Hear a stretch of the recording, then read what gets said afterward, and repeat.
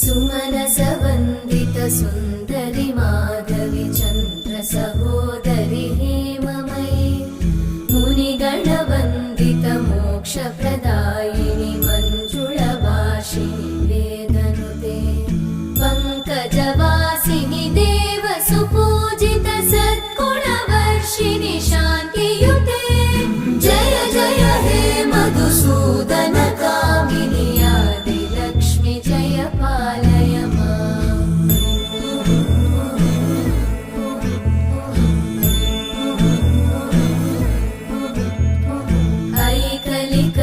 ऐकलिकल्मषनाशिनि कामिनि वै